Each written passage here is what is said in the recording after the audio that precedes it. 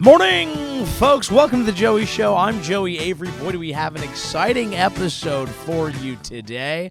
Another robe episode. What does that mean, folks? In Hollywood doing Hollywood shit. It just is what it is. Having a nice time, but didn't want to miss the episode for you today. Now, I had an interesting day today. Okay, I'm going to be honest with you right now. Daddy's a little pooped. All right? I'm a little tie-tie. Would love to hit the hay, frankly.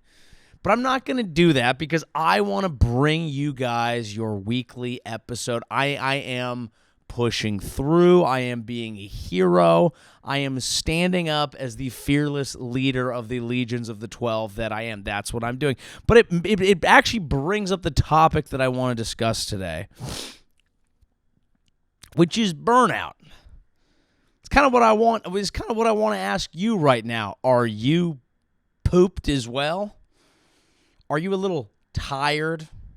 Because I think there's this kind of conversation or thought process that happens in our society where it's like, well, you know, A, grind, don't be a bitch, push through, okay? Or B, if you're actually doing what you love, you're not going to be burned out.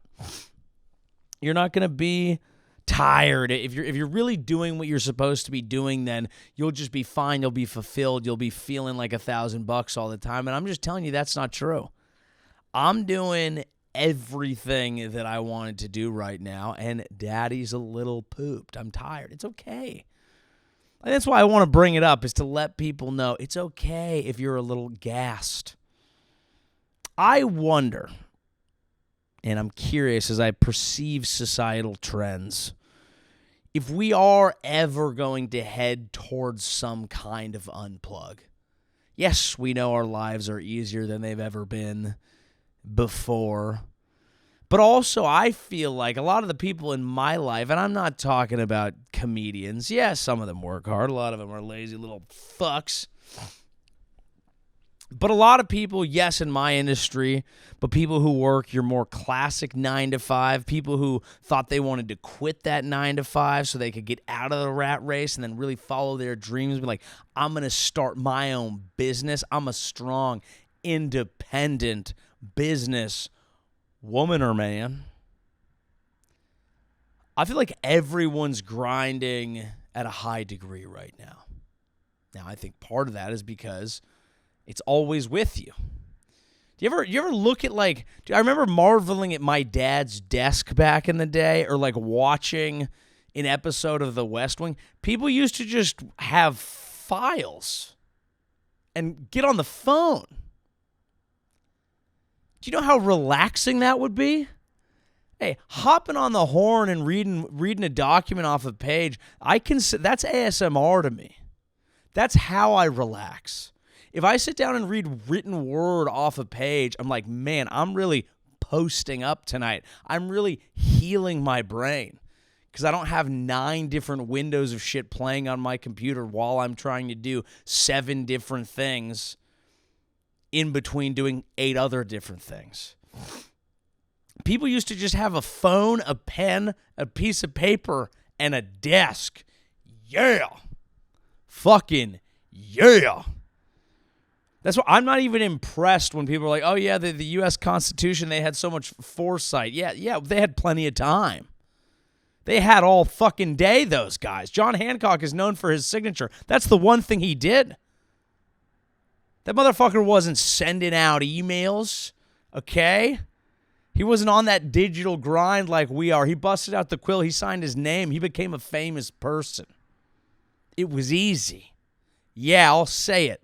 Life was easier. No one's willing to say that these days. Everyone's like, oh, life was hard because you had to read a map and fight a native. Again, I'm not saying anyone should do that or that it was good. I'm just saying getting outside and roughhousing with the boys a little bit, probably good for you too. Easy to keep some pounds off when you're outside getting rough and tumble with Chief motherfucking Moccasin, okay? Or whoever or whomever. I think that a lot of people are burned out right now, okay? And maybe it's just that I'm tired today, okay? And I'm in a robe and I'm vibing. I'm okay. I'm going to be fine, okay? I just feel like I've been noticing it across different walks of life. And I think a lot of it is, like I said, people are working hard. You have access to work at all times, so you don't have an excuse not to, sure. The secret little concept of work from home, if you are in a job that has a telecommuting possibility, is that you can always work from home. We all know that. But also I think there's burnout on a slightly larger scale, because it's not only what we're doing at work, it's also how we're consuming things. You know, everything you're watching with the current, and I'm not saying check out, but everything you watch with the current administration, I'm like, all right, hold up. So I need to try and keep track of the constitutional ramifications of blowing boats out of the water while Trump wants to send the military into U.S. cities, while he wants to bail out the government of Argentina for some reason, and then also said he would only give the bailout if they vote for Javier Milei because that guy sucks his dick. And then I go, okay, but, you know, he did help orchestrate a ceasefire, and that's good, but is the ceasefire going to... And it's all that. And then on top of that, I have to watch that happen and then watch people react to that happening and then read the comments so I can see the reaction to the reaction. And I think people get burned out by just knowing too much about what too many people think. Shut up, I don't care what you think, some of you. Not if you're listening to this show. Tell me what you think. So I think there is this general level of burnout going on, whether it's your personal life, whether it's trying to keep track of things, and it is causing people to feel a level of apathy, like, fuck it, who cares? What does it matter? Why does it matter that I quit my corporate job as a high-powered paralegal just to start up a greeting card business in my hometown? And why am I stressed now, even though I'm just trying to spread Halloween seasonal joy to all of the angry mothers in my suburban town? Nothing will ever make you fully happy. That's not the point of this episode. The point is, what do you do? What do you do? And is there an actual large-scale burnout brewing? Now, I don't know if that's true. I do know that Burnout Brewing is a great name for a local brewing shop if you want to quit your job and start a mom and pop. Sling some motherfucking hazies in North County, San Diego. Maybe even make some flat brim hats. I'm just saying that the possibilities are endless, and you need to follow your heart. Now, people are noticing this. I got a fucking agent leaving the agency because he's like, I'm going to start a job to coach corporate burnout. You're going to get burned out doing that, brother. Good luck. Everyone's out here grinding, okay? But some people enjoy a little bit of plant medicine and they have to leave LA. I understand that. I get it. There's evil demons out there. But not for me right now. I'm in Hollywood doing Hollywood shit. It's being kind to me. Okay? But I'm a little tie-tie today, and that's okay. And what have I been doing? I know you might be asking, is he okay? He's clearly exhausted. He's griping about being tired. You know, what could really be going on with our fearless leader right now? How hard has he been grinding it? And I would tell you that, yes, I am fighting the good fight. Yes, I did have to go from a weekend of shows in Charlotte, North Carolina, and partying to a real estate golf tournament where I also golfed and partied a little bit, and then had to be flown to LA to do some acting, Hollywood, doing Hollywood shit, and now I have to continue to San Diego for a wedding. And I know you're thinking, well, that sounds harrowing. Well, that sounds like a really hard schedule. No wonder you're in such a deep, tired place and wondering if the entire world is on your page of tiredness. And the answer, folks, is yes. Yeah, does that all sound fun? Yes. And have I been having fun? Yes. And am I really gutting through to podcasts in a robe in my... Yes. But the point remains, people are getting tired out there. There's a quote that I think about probably every day from Bo Burnham's Inside, which is not a video of his colonoscopy. No, it's a seminal comedy work. The only interesting piece of entertainment to come out of the COVID era. But there's a line in one of his songs where he says, the backlash to the thing that's just begun. And that is what I fear a lot of our media trends are moving towards. It's not enough to hear a podcast now. You need to hear the breakdown from a YouTube channel of the podcast. You need to be able to get directly to the source of controversy in anything instead of digesting it as a whole and then making up a thought on your own and going, that's interesting. It has to be, what the fuck is this? What the fuck did they say? Fuck them. I'm going to band with other people online where I can read this, understand it, we can all have a laugh, and I'm not saying I'm above it. Bitch, I do it. But I do worry that is a trend that is going to keep happening.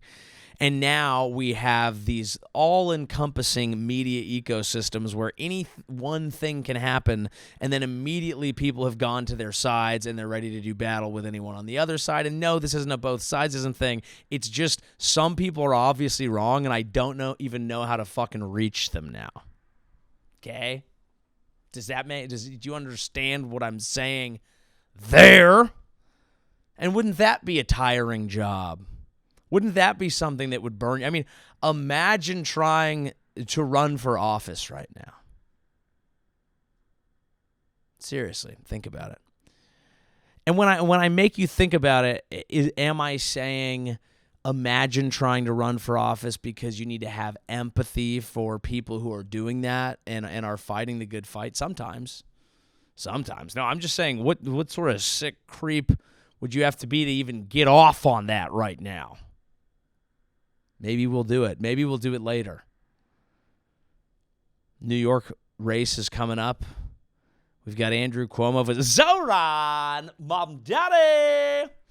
We will never stop saying the name because we only need to note that it sounds like a second base player in minor league baseball. So, folks, what is the point of this little rant here? We always kind of get to this on this show.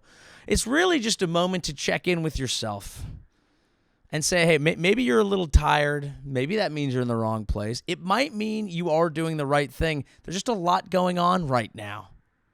You're tired from what you're trying to consume and stay up on in the world. You're tired from work constantly bombarding you. You're tired from questioning if what you're doing actually is right. Maybe you don't know. I know. I'm still tired. The point is, it's okay. Take a nap, bitch.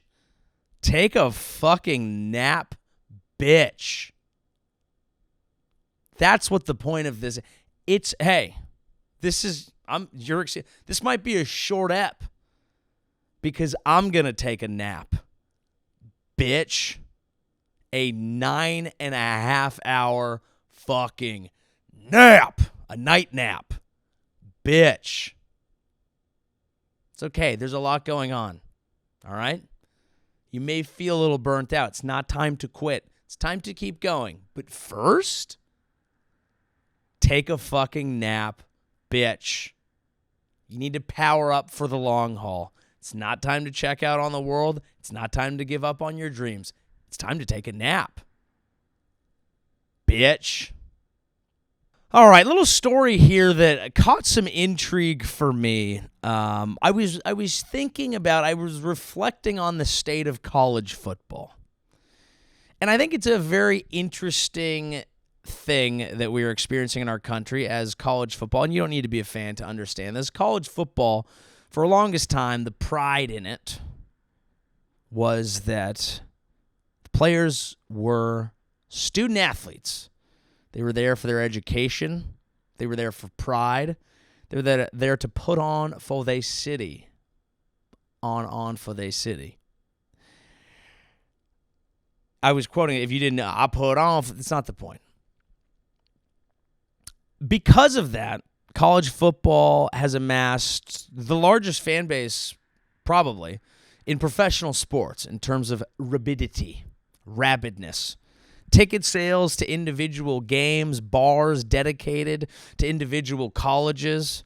The fact that the university system churns out ever more growing fan bases every year that feel like, hey, this team is me. I can root for me. And I'm going to sneeze.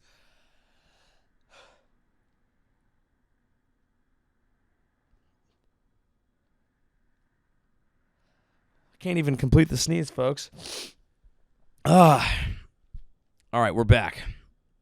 I apologize. It was very embarrassing. I've tried to sneeze twice today. It hasn't gone through. College football is massive, and it is ingrained, and it is awesome. It is tradition. Okay, they play for different things. Michigan plays Minnesota. They play for a tiny little jug, a little brown jug. That's what they call it. And I'm not talking about that website in your browser history. Not the point.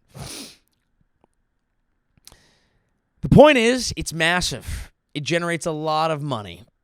And eventually people are like, hey, it's not fair that the players aren't getting paid. There should be a reason. There should be a way that they should be paid for their labor. This isn't fair. That makes sense. These are the kids working hard. Money's going everywhere. They get none of it. It just goes to the school so they can build like giant locker rooms with insane whirlpool systems where you can basically, God knows what happens in those. Okay, but the facilities are insane. But now the players are finally getting money, and they finally let them go from team to team. So if they're not feel like they're getting, serviced in the right way, not a Penn State joke, they can just leave.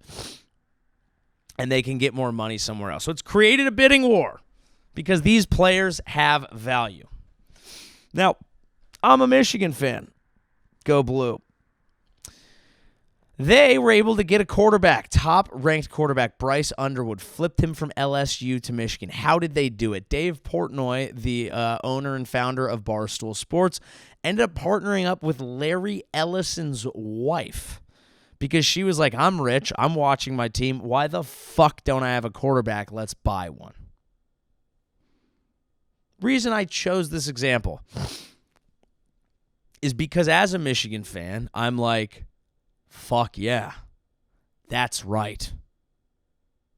But as someone who notices this trend of mega billionaires just being able to buy and fund whatever they want in our economy, including the sports that all of us normal people watch and buy t-shirts and donate money to car tickets, and it means a lot to us because, hey, grandpa went there and it's a way to connect. All of us playing like the normal game, and then it's just a bunch of people at the top shelling out money to buy what they want for their team. Now, I note this at the same time that Larry Ellison's company planning to take over TikTok. The people, the general group planning to take over TikTok, one of the things that apparently is on the priority list is better coverage of Israel. You don't have to take my word for it. You can even take this clip of Benjamin Netanyahu discussing it. Roll the clip. And what we have to do is we have to secure that part of the base of our support in the United States. That is being challenged systematically. A lot of this is done with money. Money of NGOs, vast. Money of governments, vaster. Okay? We have to fight back. How do we fight back? Our influences. I think you should also talk to them if you have a chance. To that community. They're very important. And the most important ones are in social media. And the most important purchase that is going on right now is followers. TikTok. TikTok. Number one. And I hope it goes through because it can be consequential. And the other one, what's the other one that's most important? X. That's very good. And, so we have to talk to Elon. He's not an enemy. He's a friend. We should talk to him. Now, if we can get those two things, we get a lot, and I could go on other things, but that's not the point right now. We have to fight the fight, okay? So using sports as an example for society as it always is, I think college football was a thing where we always thought, you know, it's probably a little dark and probably a little fucked up, and people are probably paying players under the table. Maybe it's a little bit of a corrupt system. And we shouldn't have a corrupt system. We should have a system where things are all out in the open. And now that it's all out in the open, we go, ew, yucky. And I feel like that's where we're getting with everything. With media mergers, with media purchases, with Trump openly saying things. Yeah, I'll give money to Argentina as long as you vote for the guy that I want. People saying, yeah, we'll take over TikTok and we're going to make sure that we get the right coverage of a very tense, important issue of human rights. People just shelling out money and saying, yeah, I'm going to put money at this because this is how I want it. Maybe that's what it's always been. It probably has to some degree. But the second we go mask off and everyone just looks at it and goes, it leads to a sense of global ennui. So yeah, I think that's part of this entire concept of burnout. People looking around going, do we have a normal opportunity in any aspect of our lives? Now, I think a lot of us do. I still think that America is the land of opportunity. This isn't a place that, there is no other place on earth I would go if I wanted to have a chance to fucking make it in this world. I could be naive about that. I don't think I am. I think there's a reason so many people try to come here, regardless of how they end up being treated. So I don't think that this is all supposed to be negative. I'm not trying to be a negative Nancy. You guys are being negative. Cut it out. But I think there's just this gross level of burnout when people look all around them. Sports, media, whatever it is, and just being like, oh, are people just buying this so that they can get across their point? And I'm not saying that that's 100% true. I'm not saying that we should give up. I'm just saying I understand how people feel, but there's still a chance. All right, folks, I'm fucking exhausted. So I'm going to save that ramble from going on too long. I'm going to read you some tour dates. We'll cover something else on the end, and then I'm taking a fucking nap, bitch. All right, joeavery.com/live for the tour dates. I don't even have my laptop because it's charging. Low effort, but a great set this week. I'm not going to lie. I got Hoboken, guys. So New York City, Hoboken, October 26th, New Jersey. That's a Sunday. And then I got San Diego coming after that. I got Colorado. And I got Portland, Seattle, Batavia, San Jose, Beverly, Massachusetts, Huntsville, Alabama. joeavery.com/live for more dates. All right, folks, one thing that came across my desk that I simply must cover here is I got an ad for a skincare product that is apparently a Clotho Skin is the company, biotech company, pioneering the first skincare line to work with the age suppressor gene. And I was startled by the founder of it and her look. And I want to say before we even watch this that I've done a lot of research because I wasn't going to share this until I checked. This is not a burn victim. This is someone who is selling a product they've been using. Take it away, Dr. Gail Humble. Yes, my name is Gail Humble. I'm a medical doctor with a regenerative practice in both LA and San Francisco with a genetics background, and I have been working with the Clotho gene for the last 25 years. The Clotho gene was discovered in 1997 by Dr. Kuru. It's the only age-suppressing gene in mammals, and we are mammals. It actually slows aging on a cellular level, and therefore slows the onset of age-related diseases. When I read Dr. Kuru's paper, I knew instantly that this was something huge that was going to change how we thought about the aging process. That's when we began working with the Clotho gene. We have now found a way to genetically upregulate a stem cell to overproduce the Clotho gene and get the Clotho protein. And that's actually what we put in our Clotho Skin skincare line.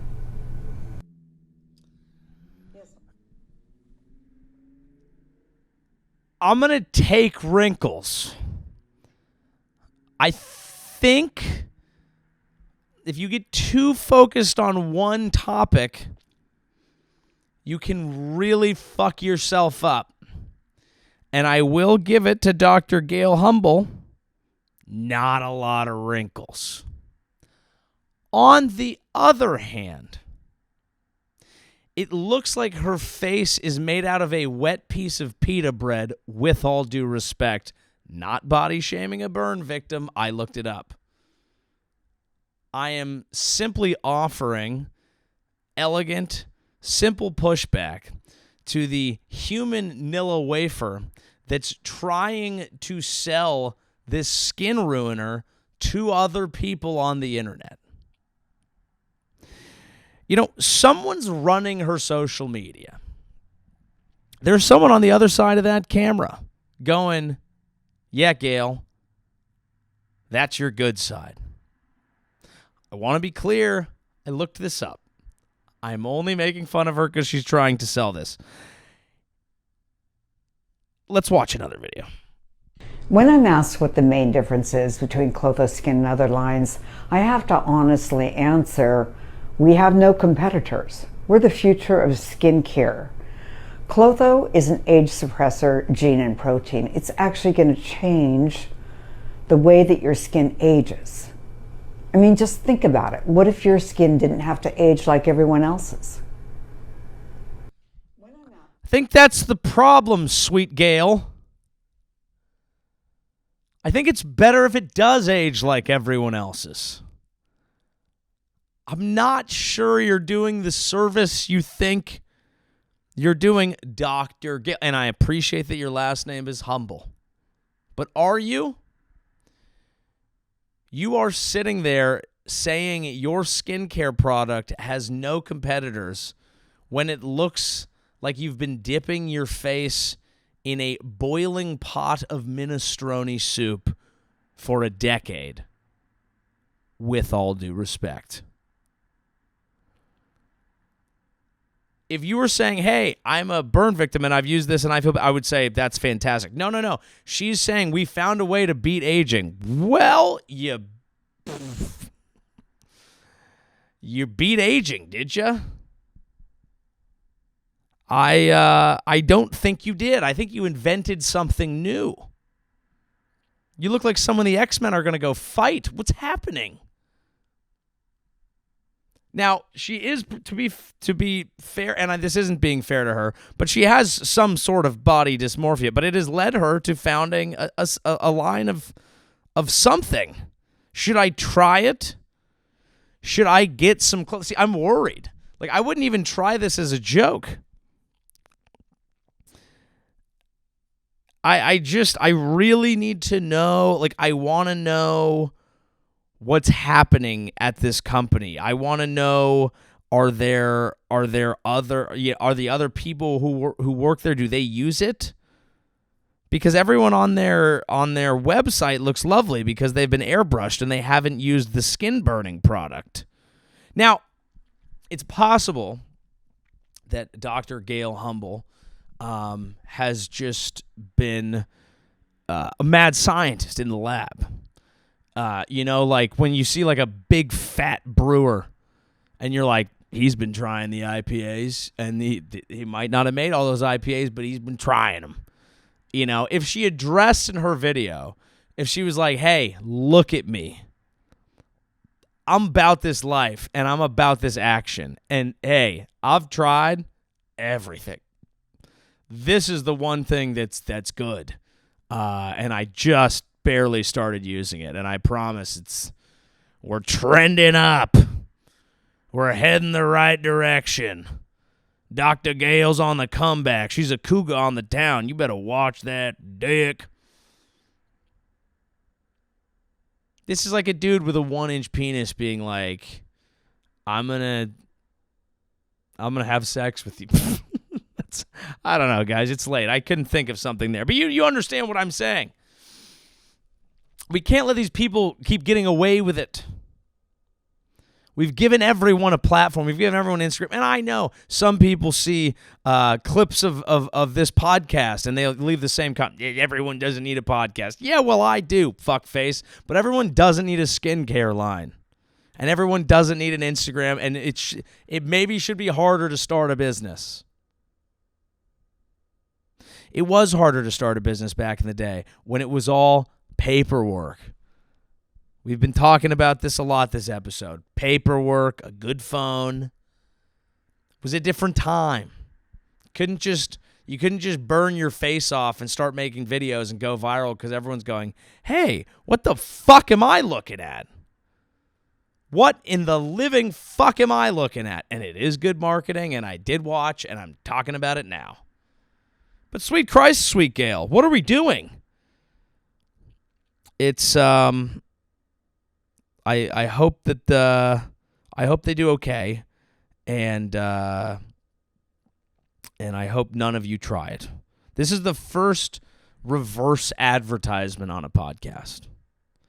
I'm coming on here specifically not to promote a skincare line because I care about you, and they haven't paid me. And for a certain price, I'd hop on the phone with Gail and I'd say, you can be the flagship sponsor. But not without a sweet price. And also a little bit of backstory on the old grill you've been working on there, because that's a seasoned Weber, my gal. That's a seasoned Weber. On the topic of maybe not everyone should be able to start companies. Now, this was a successful company. But I saw this interesting photo on Reddit of the leftover Logan Paul nectar, and what you're seeing here, if you're just listening to the show, is mountains and mountains and piles of leftover Prime. A summation of this comes from the top comment. I did verify that this is true because you can't just go off comments, but it's the quickest way to get to it. By RadDad6969, and that's who we support. That's who we trust. That's our journalism. Hey, CBS, pay him to take over.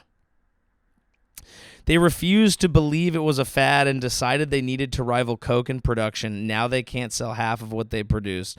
This could have settled into their small section on the drink shelf like so many others, but my bet is they will end up going up bankrupt.